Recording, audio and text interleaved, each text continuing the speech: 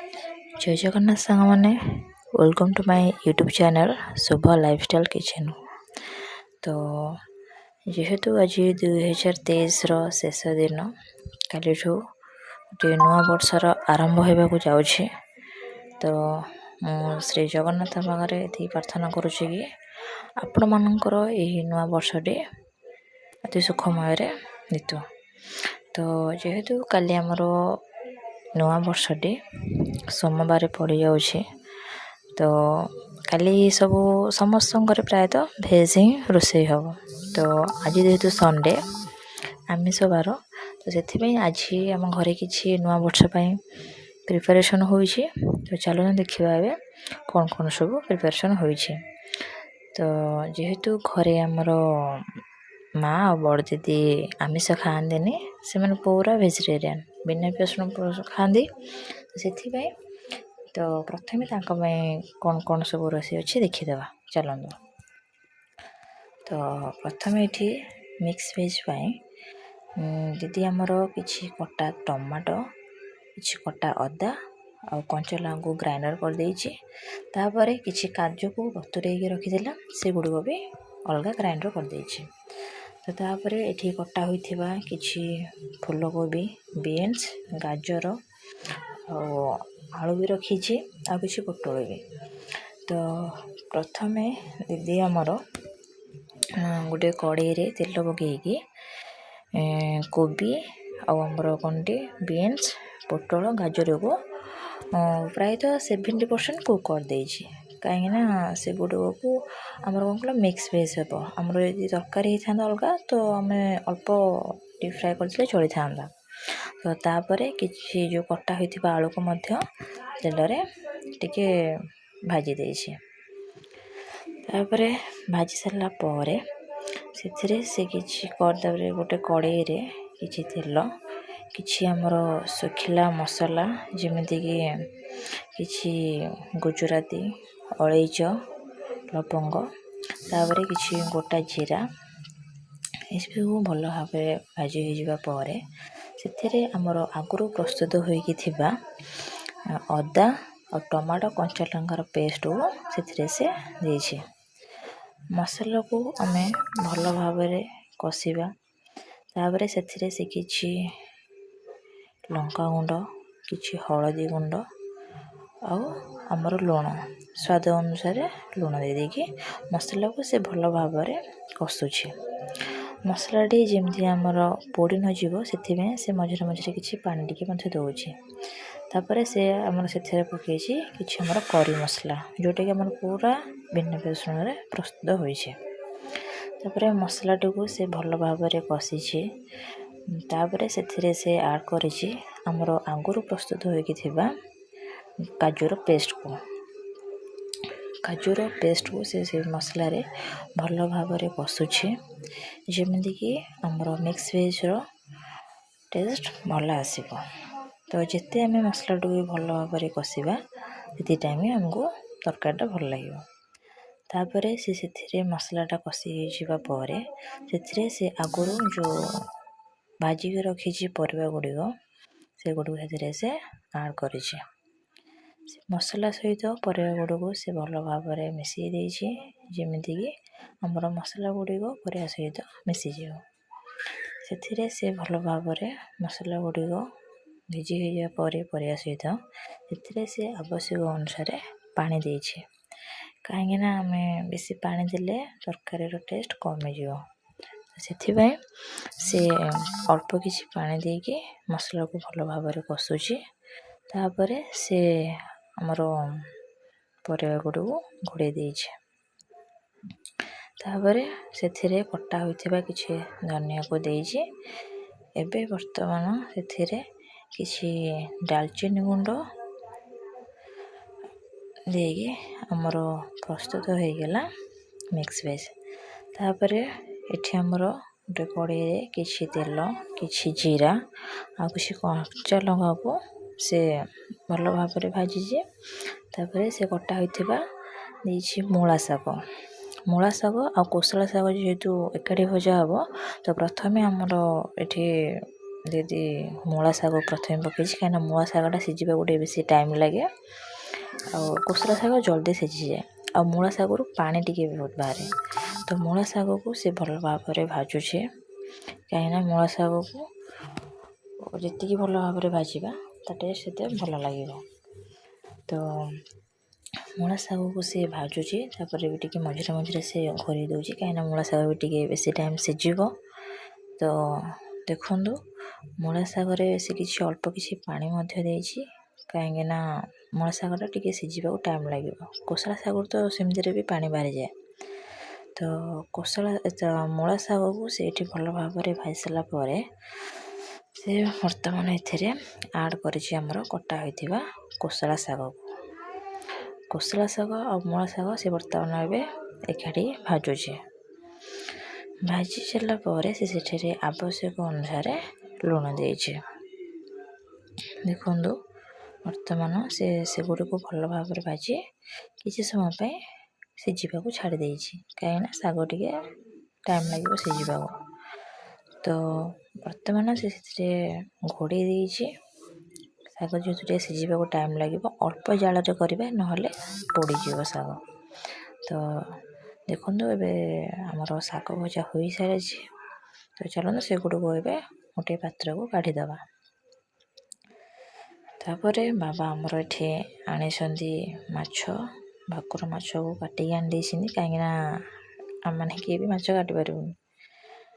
ତ ବାବା ଏଠି ମାଛ ଯେଉଁ ଆଣିଛନ୍ତି ସେଥିରେ ଆମେ କିଛି ଆବଶ୍ୟକ ଅନୁସାରେ ଲୁଣ, କିଛି ହଳଦୀ ଗୁଣ୍ଡ, କିଛି ଲଙ୍କା ଗୁଣ୍ଡ ଦେଇକି ଭଲ ଭାବରେ ଆମେ ତାକୁ ବର୍ତ୍ତମାନ ମ୍ୟାରିନେସନ୍ କରିଦେବା।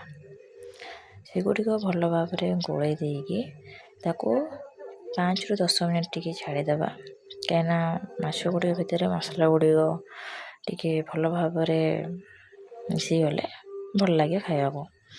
ତ ଏଠି ଆମର ଚୁଲିରେ ତାୱା ବସି ସାରିଛି। ତାୱା ତାତିଗଲା ପରେ ଦିଦି ସେଥିରେ କିଛି ତେଲ ମଧ୍ୟ ଦେଇଛି। ତେଲ ଯେତେବେଳେ ତାତିଯିବ ସେତେବେଳେ ଯାଇକି ମାଛ ପକାଇବା, ନହେଲେ ମାଛ ଭାଙ୍ଗିଯିବ ମାଛ ଭାଜିଲା ସମୟରେ। ତ ଏଠି ଦିଦି ଭଲ ଭାବରେ ମାଛ ଗୁଡ଼ିକୁ ଗୋଳେଇ ଦେଉଛି। ତାପରେ ଦେଖନ୍ତୁ ଆମର ଏବେ ସେଠି ତେଲ ତାୱାରେ ଗରମ ହୋଇସାରିଛି। ଦିଦି ବର୍ତ୍ତମାନ ଗୋଟେ ପରେ ଗୋଟେ ମାଛକୁ ତାୱାରେ ଭାଜୁଛି। ତ ମାଛକୁ ଆମେ ଯଦି ବେଶୀ ଜାଳ ଦେଇଦେବା ତ ମାଛ ଉପରୁ ଜଷ୍ଟ ଭାଜି ହେଇଯିବ, କିନ୍ତୁ ଭିତରୁ କଞ୍ଚା ଥିବ, ଯାହାକି ଆମକୁ ଖାଇବା ସମୟରେ ଭଲ ଲାଗିବନି। ସେଥିପାଇଁ ଦିଦି ଆମର ଏଠି ମାଛ ଗୋଟେ ପରେ ଗୋଟେ ଭାଜି ସାରିଛି।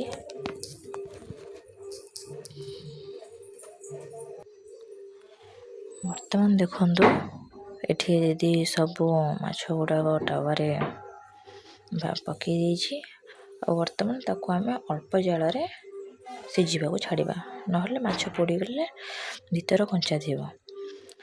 ତାପରେ ମାଛ ଗୁଡ଼ିକ କିଛି ସମୟ ପରେ ମାଛ ଗୁଡ଼ିକ ଏପଟ ସେପଟ ଟିକେ କରିଦେବା, ନହେଲେ ମାଛ ଗୁଡ଼ିକ କଞ୍ଚା ରହିଯିବ ଭିତରେ। ତାପରେ ଏଠି ଦେଖନ୍ତୁ ମାଛ ଗୁଡ଼ିକ ଆମର ଭଜା ହୋଇସାରିଛି।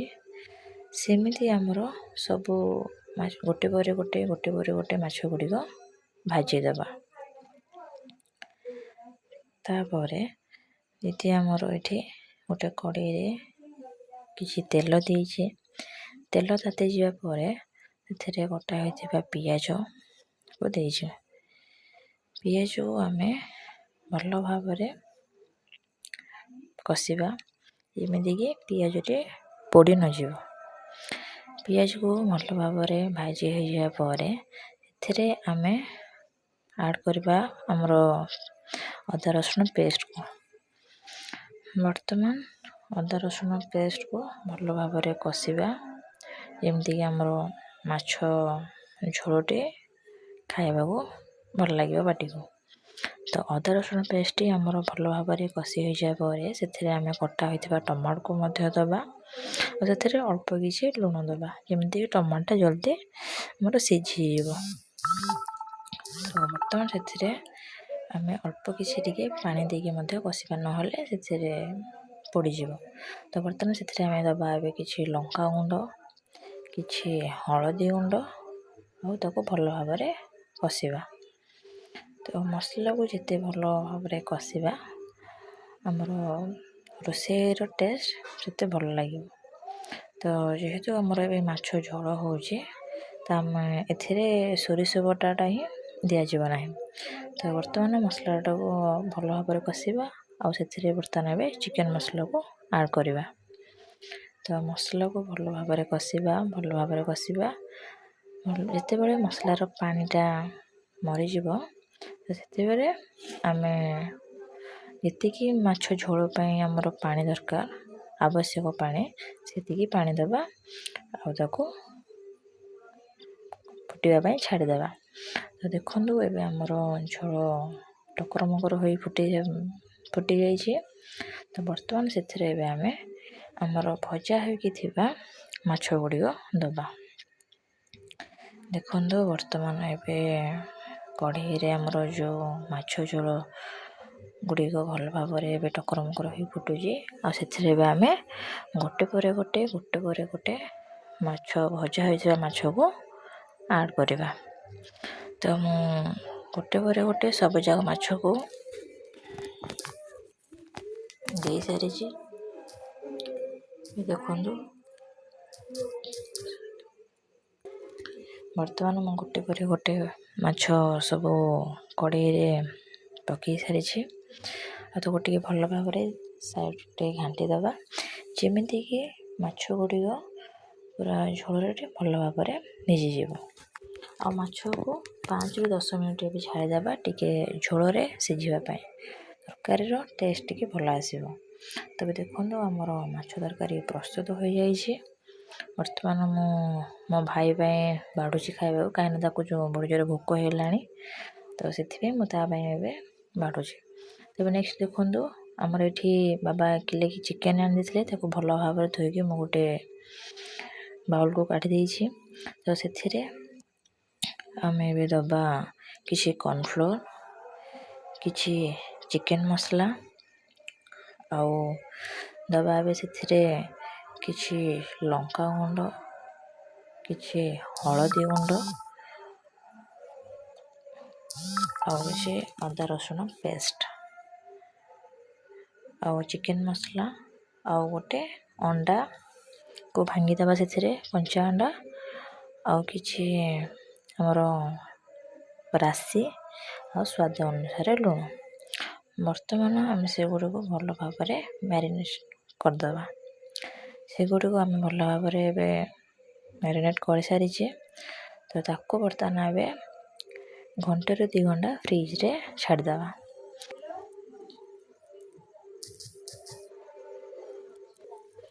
ଦେଖନ୍ତୁ ବର୍ତ୍ତମାନ ଏବେ ଆମର ଚୁଲିରେ କଢ଼େଇ ବସି ସାରିଛି, ସେଥିରେ ମଧ୍ୟ ତେଲ ଦିଆଯାଇଛି। ତ ତେଲ ପୁରା ତାତି ଯିବା ପରେ ହିଁ ଆମେ ଏଠି ମ୍ୟାରିନେଟ୍ କରିଥିବା ଚିକେନ୍କୁ ଦେବା।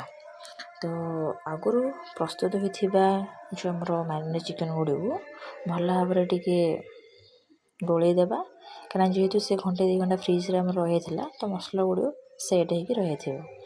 ତ ବର୍ତ୍ତମାନ ଏବେ ଆମେ ଯେଉଁ ତେଲରେ ଗୋଟେ ପରେ ଗୋଟେ ଚିକେନ୍କୁ ଦେବା।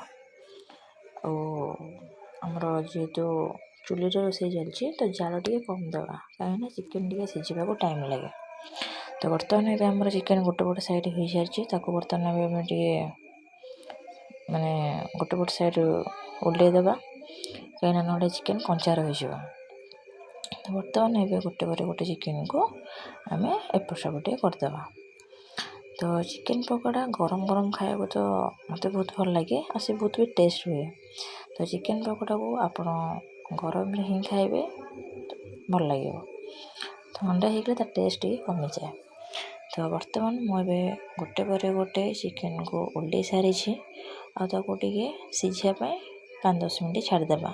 ଆଉ ହଁ, ଜାଳ ଟିକେ କମ୍ରେ, ନହେଲେ ଚିକେନ୍ ଗୁଡ଼ିକ ପୋଡ଼ିଯିବ ଆଉ ଭିତର କଞ୍ଚା ହିଁ ରହିଯିବ। ତ ଏବେ ଦେଖନ୍ତୁ ଚିକେନ୍ ଗୁଡ଼ିକୁ ଏପଟ ସେପଟ କରିକି ଓହ୍ଲେଇ ସାରିଛି। ଏ ବର୍ତ୍ତମାନ ସିଝୁଛି ଟିକେ, ଯେହେତୁ ଟିକେ ଚିକେନ୍ ଆମର ଟିକେ ସିଝିବାକୁ ଟିକେ ଟାଇମ୍ ଲାଗେ। ତ ବର୍ତ୍ତମାନ ଏବେ ଆମର ଚିକେନ୍ ପକୋଡ଼ା ହୋଇସାରିଛି। ଦେଖନ୍ତୁ, ତାକୁ ମୁଁ ବର୍ତ୍ତମାନ ଗୋଟେ ପାତ୍ରରେ କାଢ଼ି ଦେଉଛି ଆମର ଗରମ ଗରମ ଚିକେନ୍ ପକୋଡ଼ା।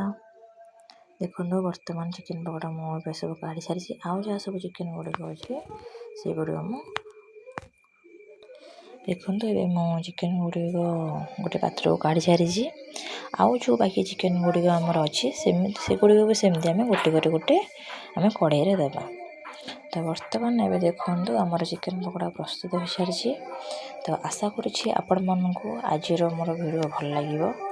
ତ ଯେଉଁମାନଙ୍କୁ ବି ମୋ ଭିଡ଼ିଓ ଗୁଡ଼ିକ ଭଲ ଲାଗିଛି କମେଣ୍ଟ ମାଧ୍ୟମରେ ଜଣାଇଦେବେ। ଆଉ ହଁ, ସବସ୍କ୍ରାଇବ୍ କରିବାକୁ ଜମାରେ ଭୁଲିବନି। ଜୟ ଜଗନ୍ନାଥ ସାଙ୍ଗମାନେ, ରହୁଛି, ଟାଟା। ଆଉ